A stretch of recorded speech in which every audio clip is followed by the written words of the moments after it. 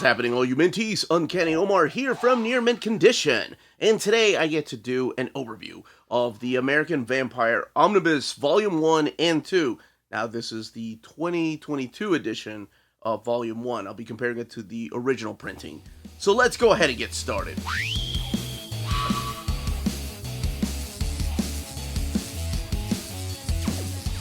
And welcome back, everybody. So here we have American Vampire Omnibus Volume 1. This is the 2022 edition and Volume 2. We've been waiting years for it. We're waiting years for Scott Snyder and Raphael Albuquerque to go and wrap up the series, and they finally did. Now, one thing you may notice if you pre-ordered the book or if you are waiting for it is that the cover to Volume 2 is actually different. I think the cover originally had Skinner Sweet on it from 1976, or was it Travis Kidd? Regardless, it is different, and I actually like this because they look great together. And one thing you'll notice, and I'll do a comparison here in a little bit with Volume 1 of the original printing, is the DC Black Label logo is now there. Here we have the credits, of course, Scott Snyder, Raphael Albuquerque, Stephen King. You have to have Stephen King there, even though he only wrote like 5 backup stories. Sean Murphy, Dustin Nguyen, and of course, Dave McKeag, who didn't get top billing here, but he did there, and Steve Wands. Now, on the spines, even the spines look great. I love that.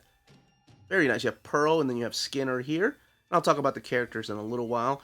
The creators, again, who had the top billing. Omnibus Volume 2, Omnibus Volume 1, DC Black Label logo. A Vampire for a New Century, all the way back here, and One Last Ride. So, both of these books retailing at $125. Now, let's focus on Volume 1, and we'll come back to Volume 2 really quick. So here is the original printing. This one was printed in 2018, and of course this one in 2022. The big difference really only being the DC Vertigo logo down there. The font, the credits, even the blurb right there is identical. The colors are identical. The spines are identical. Maybe the red is a little more vibrant right there in the original printing. It's about the only difference there. Except, of course, for the logos. My goodness, even the ISBN looks identical, except for, of course, the number being different. But that's it. Let's look under the dust jacket. And you have the character of Pearl right there. American Vampire. And Vertigo. Vertigo was big and bold. And then this character back here. See, even the colors, everything looks the same. Alright, now, let's look at Volume 2 underneath the dust jacket. And speaking of Travis Kidd, there he is right there. Oh, this is the, what is it? The Vision scene. The big cliffhanger. But no, I don't need to move this one. So this is just one big image. So we're going to look at Volume 1. I'll put a timestamp in the description of the video where Volume 2 starts. I'm not going to get into spoilers, so just kind of give you the basic premise of what entails here and what happens here. And that's pretty much it. So let's go ahead and get started. So let's go ahead and crack this open. This here collects the first 27 issues of American Vampire. Here are all your credits. You have Scott Snyder, Stephen King, and I'll talk a little bit about what Stephen King's role is in this. Raphael Albuquerque, Sean Murphy, Dustin Nguyen, Jordy Burnett. Actually, Sean Murphy does one of the miniseries here, and so does Dustin Nguyen. So we'll look at that here in a bit. So this collects the first 27 issues. It also collects the American Vampire Survival of the Fittest, 1 through 6. I think that's the Sean Murphy series. And then it also collects the Lord of Nightmares 1 through 5. Here's your table of contents and where you're going to find each of these chapters. And your introduction by not just Scott Snyder, but also Raphael Albuquerque. Now, the covers are all intact. However, they don't have the logo of American Vampire, what issue you're looking at. So the table of contents becomes really important. And it all kicks off with this issue right here, issue number 1, taking place in 1925. Now, this book has 984 pages and retails for $125. So, the basic premise of the story is that it is about this young actress right here trying to make it big in Hollywood, and her name is Pearl. So Pearl plays a big important role in all of this. And her origin really kicks off at the very beginning. You see that she is being taken somewhere to be dropped off for dead. So what really happens is that, this is really creepy, one of her fellow actors takes her to a party. So at this party, she arrives with her friend Hattie, who will later on play an important part in all of this. And here she's confronted by a group of European vampires that have been living in Hollywood and have been pretty much having these actors and actresses and directors go out and get some young blood. And that's what they're feasting on. They're feasting on her. And there is a really graphic scene in here. So that is one thing. Both of these volumes have mature content. So it's got violence, it's got sexual content, it's got strong language. So that's the Scott Snyder part. Now for the first 5 issues, you had Stephen King, and I'll talk about his involvement here in a second, how he got involved rather, tell the backup story really of the other big character, and that's Skinner Sweet. So you saw Pearl here, she's being attacked by a bunch of European vampires at the end, and then you get to meet this character, Skinner Sweet, who looks very familiar in this story here in 1925, but he looks identical in this particular story. And this one, if you notice, takes place in 1880, so you can probably put 2 and 2 together. But yes, he is really what the title is about, American Vampire. He is regarded as the very first American vampire. You can find out exactly how he became that. There's a lot of really awesome stories, the flashbacks here by Stephen King. And it's interesting because Scott Snyder was just trying to, get Stephen King's approval. Stephen King had been following Scott Snyder's prose novels. And when he got this gig of writing American Vampire, Stephen King was like, oh, send me the pitch. Let me see what you got. And then Stephen King asked Scott Snyder, can I write maybe an issue? And of course, this is Stephen freaking King, so yes. And then he got so involved that he wrote the first 5 backup issues telling the story of Skinner Sweet. So somehow Pearl's able to survive, and what you come to find out is that Skinner gives her his blood, making her kind of his first protege, a vampire that's under him. And now she's going to go get revenge. I love this because it's a story about revenge. That's the first story arc. The first 5 issues are her just going after these people that left her for dead. And not only that, but also left a bunch of women dead out there, buried. So she's not only going after the vampires, she's going after the people that turned on her. She's going after the people that led her to this party. All the people that knew about these vampires in Hollywood. That's what the first story arc is. And something you may have noticed as I'm flipping through here is that a lot of these scenes are taking place during the daylight. So this isn't your stereotypical vampire story. This is an American vampire. Somehow, and it's explained here, Skinner was turned into a more powerful, faster vampire that can survive during daylight. So he's not alone. There's another breed of American vampires that are introduced through these pages. So it's amazing how much Raphael Albuquerque can also switch his art style. Because when you notice his flashbacks, and of course the colors help a lot, but the flashbacks are even done in a sketchier style than what's taking place in current time. And current time changes, by the way. You go from 1925 to 1930s. Now, Pearl has, come to terms with the fact that she's a vampire. And during this time on her adventure, she has fallen in love with this guy named Henry Preston. But Henry refuses to turn into a vampire. He knows her secret. And there's this beautiful story between both of these characters. As the time progresses, you'll see him age, and she doesn't. She stays the same. He gets sick, and she's, wanting to heal him. There's flashbacks of his stories where he meets another character named what is his name? Calvin, who plays a big part in this, especially in the Dustin Wynn story arc. So there's World War II stories in here. There's Nazis. There's vampires. This is the Sean Murphy story. I really enjoy this. Old reader, new reader. We did the first. I think it might have been the first omnibus. We didn't have the omnibus at that time, or maybe Maddie didn't, and we did the first 2 volumes. But it's excellent. I love the fact that you go through different years in each of the story arcs, and each story arc can be anywhere from 2 issues to 3 to 6 issues. until you get to the actual miniseries of like 1976 or second cycle. You actually get to see, this is my dude right here. I love this guy. This is Travis Kidd, who is a vampire hunter. I love this character. I believe this is the Travis Kidd's one shot right here. This is like the big one shot of Travis Kidd taking place in the 50s now. That's why he looks like this particular type of style.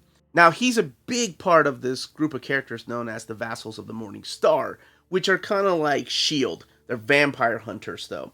And another character that I didn't mention that is done through a series of flashbacks, too, is the character of Felicia Book, who is an awesome character. Her father was a vampire. She's not a vampire, but she has some attributes of vampires.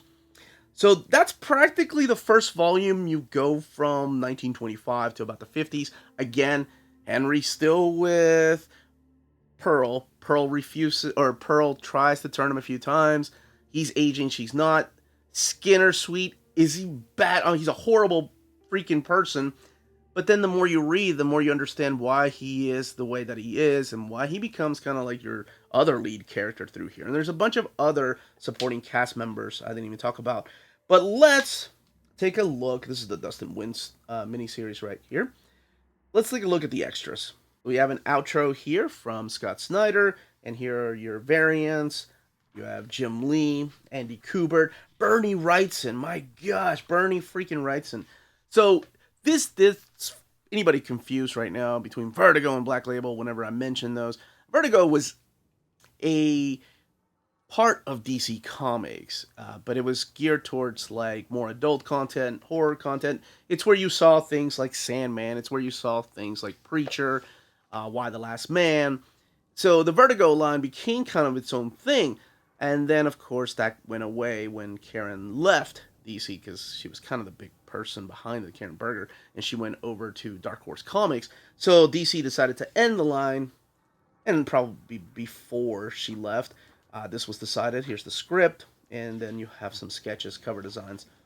And they decided to start a couple of years later the DC Black Label line. So that the Black Label line is kind of like your standalone stories, but you see like Batman stories in the Black Label line that aren't canon, aren't part of the actual DC universe, although some are, which is so strange. But Black Label is a little weirder to read than Vertigo. Vertigo is, if you saw the Vertigo label, you're like, oh, okay, not part of DC continuity. I'll go ahead and pick that up. It's a standalone story, but that's where it started. And this was, I mean, if you listen to what I said, this collects the first 27 issues of American Vampire. But it went on, and for a long time we were like, are we ever going to get a volume 2? Because I don't think there's enough material for a volume 2, because the series went all the way to issue 34. Let's take a look at the binding of the new one and do a little comparison with the first printing. So it is sewn binding, and there's what the eye looks like. Both of these printed in Canada. So you saw that the covers were identical of the original Vertigo printing in this Black Label line. And the end paper there is identical. But I wanted to take a look at the difference in the colors in the paper stock. Paper stock's identical, honestly. I touched it several times. It's a little bit slicker in the new printing. That's about it. The colors, you can't tell them. I mean, they're not like night and day. You can't tell them apart, really. The newer printing, sometimes the greens are a little more vibrant, but it goes page by page. It's not every page that they're more vibrant in the new printing. Sometimes the original printing has more vibrant colors. But seriously, there's no difference at all in the paper stock, really, like I said, unless it's slick here. And the colors. That's the important thing to me and a lot of people. Let's look at volume 2. Alright, so here's the book that finally came out because, we were worried. Remember when I said that American Vampire went all the way to issue 34 and it was not collected in the first omnibus? We were like, why didn't they just collect it in the first omnibus? Then they could have done the second cycle and then the anthologies, the Long Road to Hell, and whenever they decided to finish it. Well, that's what happened. I guess there was always a plan, or there was maybe a contract that Scott Snyder was going to finish it, and he did. He came back and finished the book. There was a trade paperback, or a hardcover collected, rather. So, very similar to Volume 1. You have American Vampire this time around here. All the writers. There's a lot of writers, and you'll notice Holy crap, there were only Scott Snyder, Stephen King, and Raphael Albuquerque. By the way, I love that they give Raphael Albuquerque a writing credit because he is. I mean, comics are a rare form of art that it's, you have a lot of storytellers. It's not just one guy. Yes, one guy's writing the script and one guy's writing the ideas, but in order for this vision to come out, you have to be almost in sync with your artist to at least have to me, a successful book. Here's your introduction this time around. It's an interesting introduction. This is by Raphael Albuquerque, talking about the friendship he's made, not just with people because of this book, but the characters and how much he's going to miss the characters. Again, same as the first volume. A lot of strong sexual content, a lot of strong language, and violence. Lots of violence. So this particular version collects American Vampire 28 through 34, The Long Road to Hell one-shot, the anthology, the two anthologies, the second cycle 1 through 11, and finally 1976 issues 1 through 10. Oh my gosh. Finally it's over. And I had never read those. I've been anticipating that, and I never picked up the hardcover because I thought one day there'll be an omnibus and I'll read it and I finally got it. And I'll be honest with you, I haven't read this in a couple of years. The last time I read it was for Old Reader, New Reader, and I went ahead and finished rereading it. But I had never read American Vampire 1976, so that's pretty much what I came here, open it up to read. Because I do remember a lot of the stories in here. There's a lot of heartbreaking things that happen in this particular volume. We're into the 50s and 60s, and of course, wrapping it up in 1976, we're introduced to the idea that, okay, there could be a bigger evil out there. We're introduced to the idea that maybe the devil had something to do with the formation of vampires and how it all came over here from Europe and who really was the first vampire.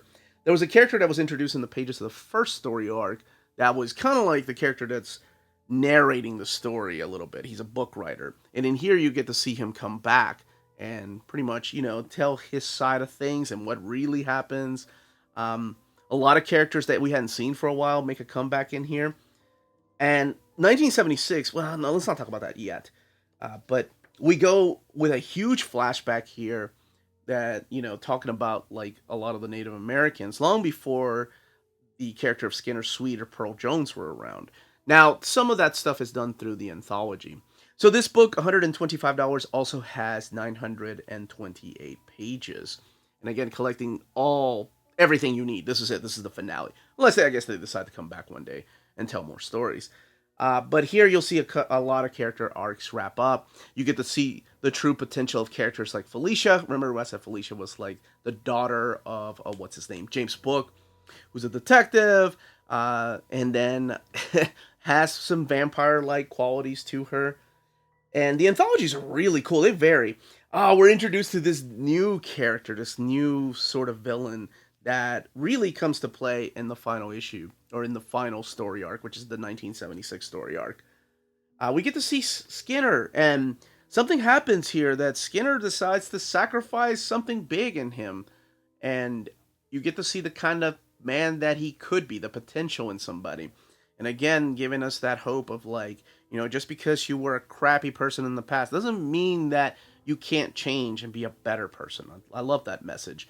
It's comics, right? It's everywhere, but even in horror stuff. So I'm sure, dude, the Dark Moon story, yes. The first people they sent to the moon could have maybe been dead people. Yeah, this one's solid. So, I wanted to start this off, but again, I got sick, and I wanted to kick off this month properly with this. And it's been about a week and a half in my hands, and now I'm finally getting to do it. But I strongly recommend, if you like horror, if you like vampires, hell, even if you like Twilight, there's aspects of Twilight. There is a beautiful love story in here, actually a couple. Definitely check this out. Not for those that are queasy when it comes to lots of violence, like ripping heads off or getting attached to characters, because, man, you never know who's going to live and die, especially when you're talking about characters that have been around, since Skinner, he's one of the few characters who's been around since 1888. Now, let's look at 1976. So this is the last story arc. It was 10 issues long, and this wraps up a lot of the loose ends. This answers a lot of questions, including the question from the very first issue, the why would this character do this, because it makes no sense for the character to do it. And I love the updated look to these characters whenever you would come back and visit them. You know, not just Pearl and Skinner, but other characters like Calvin who play a big role, how they change through the ages. Calvin's an awesome character, by the way. He's a soldier in World War II who actually knew Henry, and then he himself became a vampire. And there's this whole thing that he deals with, I think it's in the 50s, with these vampires. So he's the African-American character, but there's these vampires that see and look down on him because of the type of vampire that he is. So it's almost like he's facing racism through vampirism, which is ridiculous, but I guess it exists everywhere. But I thought that Scott Snyder and Raphael Albuquerque handled that story really well. Some of these characters are based on real people in their lives. Some of them, you know, fought in, like, were veterans of the war, so it was like taking their stories and putting them in comic book format, changing it up a little bit, of course, because we're talking about vampires. But this is how the series wraps up. We're introduced to a big bad here, a newer type of villain, a newer type of vampire. We're introduced to the first circle, and you get to see who lives and dies, but you can find that out for yourself. Let's look at the extras. So all the way back here, we have variant covers for the original series that wrapped up and the new series. And I'm curious what people thought of that ending, because I'm sure it's very divisive. You know, sometimes people are like, oh, this is not what I wanted. It should have kept going. I actually like the ending. It kind of made sense to me that certain characters, especially the very last panel, would be heading that route, because that is the hero's journey of that particular character. I was really upset when they killed off one of my favorite characters. And, well, that's all I will say, because I have a lot of favorite characters in this book. But here's the sketches, and of course the roughs and the thumbnails. And there were some character designs. Yeah, this character's awesome right there. But Albuquerque, man, he is killer. He did work with Scott Snyder, of course, on Batman. And then you have Scott Snyder, Raphael Albuquerque, Dave McCagg, and Steve Wands right there, the biographies of the people that put this series together. Let's take a look at the binding. 928 pages, and it is sewn binding. So, this to me is how you kick off the spooky season. Get yourself a copy of American Vampire. They're freaking awesome, with a lot of kick-ass adventure stories in there, and a little love story. It's a little something in there for everyone. That, as they say, is that. If you're interested in purchasing either of these books, don't forget to check out our sponsor. This episode is brought to you by cheapgraphicnovels.com, your online home for graphic novels and collected editions up to 50% off cover price. They have excellent shipping and prompt and helpful service. Check out their bargain deals for up to 90% off cover price. And don't forget that CGN also takes pre-orders. That way you don't miss out on the hottest releases. And they are currently running a special promotion for you Minties. If you're a first-time customer, after receiving your order confirmation email, reply back to that email and let them know Near Mint Condition sent you their way. They will then apply a free shipping promotional credit to your next order in the US. Cheap Graphic Novels, your source for the hottest books with the kind of deep discount, quality shipping, and customer service that will keep you coming back for more. And that was the content, the page count, and build of these Omnis. Let me know in the comments down below if you are picking these up, if you've never read them, if you have the original American Vampire Omnibus. And I have to ask, is anybody upgrading from their Vertigo to Black Label just so their spines can match? Or do you guys do custom dust jackets? Anyway, this is the Uncanny Omar. Thank you all so much. If you have any questions, leave your questions down below. Don't forget to smash that like button. Check us out on Patreon and Spreadshop. Amazing ways to support the channel if you can do so. And more importantly, everyone stay healthy and safe out there. Much love.